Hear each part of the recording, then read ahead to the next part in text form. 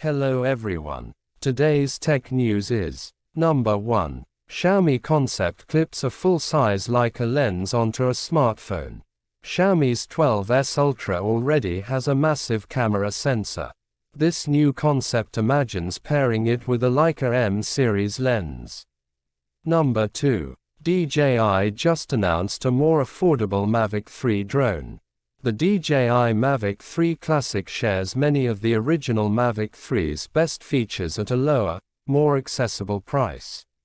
Number 3. Avatar: The Way of Water's latest trailer is a wet and wild prelude to war. The newest trailer for the first of James Cameron's long-awaited Avatar sequels spotlights the beauty of Pandora and the Na'vi getting ready to defend it. Number 4. Fujifilm's new X-T5 pivots back to photography.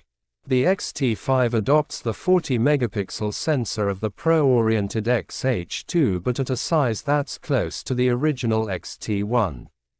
The $1,699.95 camera is aimed at photographers who want a small body with some big resolution.